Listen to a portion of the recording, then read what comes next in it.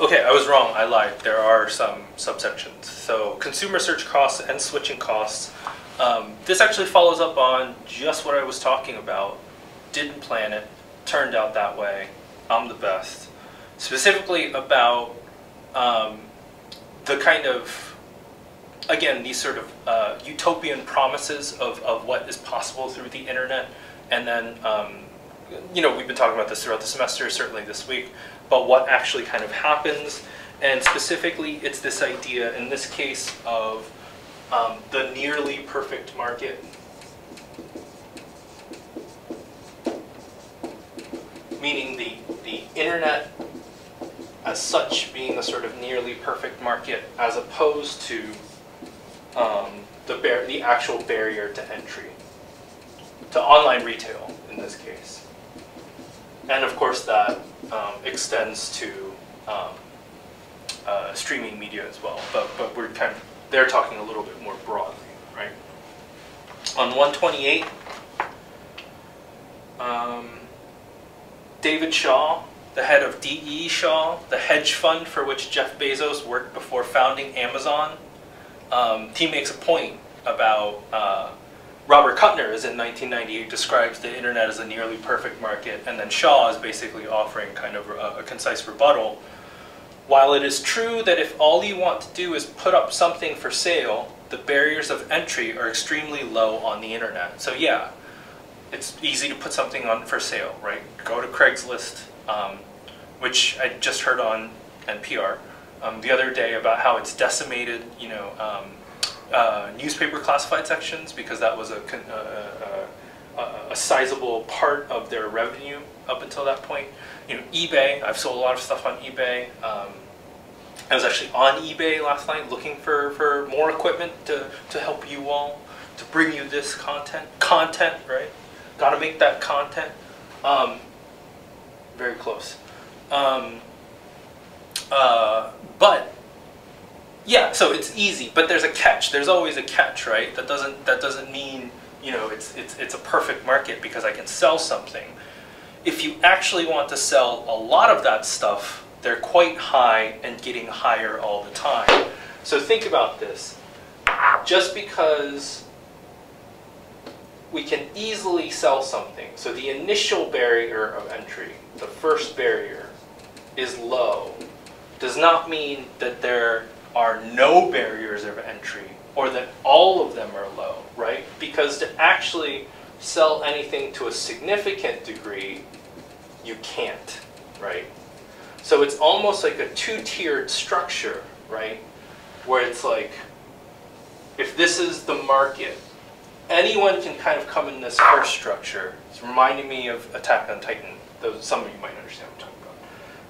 But to make any real money, you have to be able to get in there, and not anyone can. Does that make sense? Of course it makes sense. So, why is it an imperfect market? What is it that makes it so that what kind of constitutes these barriers of entry? Well, Tailoring and Smith say on 128 that a big part of this is the middle of the second paragraph in the section, costs in time, the costs in time and cognitive effort in searching, right? So I had to buy a microphone for this camcorder that I'm shooting on. My camcorder is older, so it took some time to find that microphone. Of course, the first place I went to was Amazon, right? Prices didn't really work out. Looked on eBay, right? Prices weren't so great. Went to Google Shopping. But how far am I willing to go for a deal, and how much of that am I willing to leverage against the cost? So it's not hard to think, like, if, you know, maybe there's a mom and pop retailer. This is kind of like idealistic, but just as a metaphor, right? Or an analogy, not a metaphor.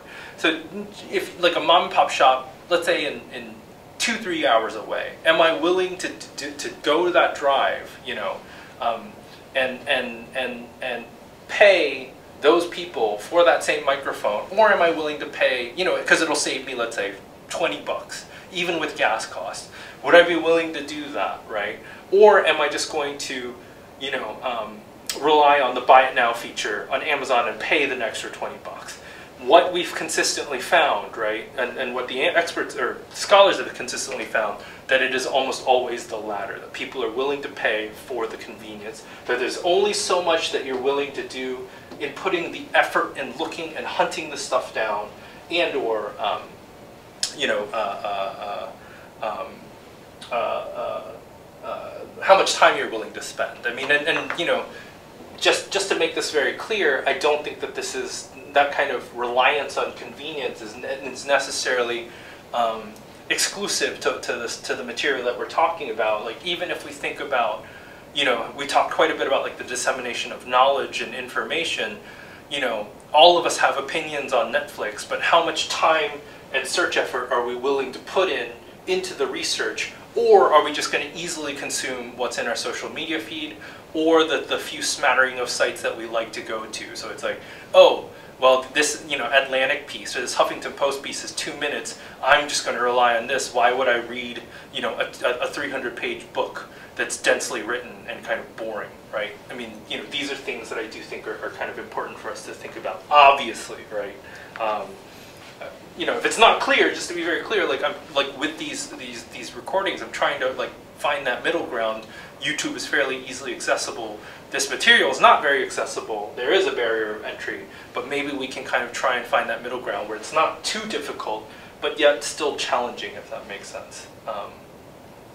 129, right? They talk about, well, the uncertainty of the market, right? Well, and specifically it's that, like, you know, we tend to trust what we're familiar with.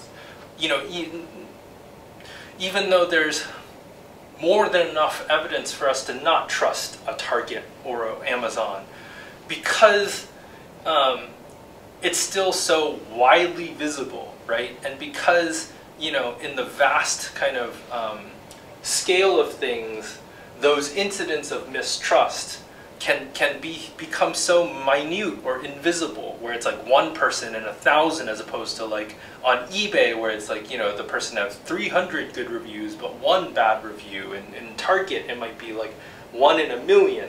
You know, the vetting process, there's a kind of always already vetted in like the corporate name, right? So that's part of why the market is imperfect, is that even if you come on the market again with a product, people will be like, well, who are you? Why should I trust you, right? To a certain degree, with good reason, but I don't think it's that's entirely the case. And then finally, let's see.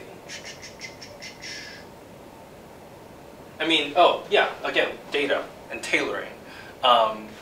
You know, we know for a fact that whether it's Netflix or whether it's Apple or whether it's Amazon, the more that I use the platform, the more the platform gets to know you, quote unquote. They know a version of you, right? And they get to tailor it to you, and we benefit from that. It makes things easier, it greases the wheels. You know, and you know, we know that we even like develop these kind of emotional relationships. But so it's like, you know, there is this weird thing, right, where it's like, you know, sometimes like for example, I have to again like buy some more equipment. It's like, even if there's a site that has it, it's like, I don't want to open a new account. I don't want to start a new relationship. You don't know me. You don't know what I like.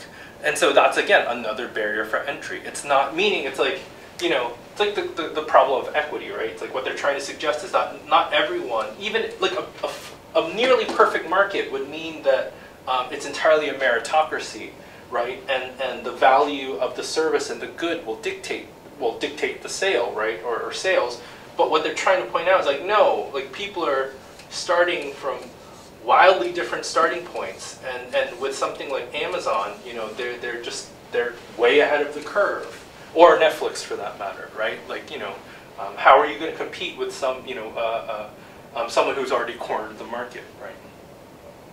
And this is, I guess, really what I kind of want to end this section with is, you know, so it's at least Smith and Tailoring are to claim this. I'm going to claim this. It's not a perfect market, not in the slightest. In fact, you know, like the game is rigged, right? And I'm not going to bother right now, but that's, I think, the kind of at least provisional conclusion that we have to reach for this section and for a lot of stuff. Is it just the game is rigged? It's not. You know, we can talk about how fair it is and how everyone's starting from the same starting point. It's like I just don't think that's factually true. Okay, so move on and probably kind of head into sort of the last stretch.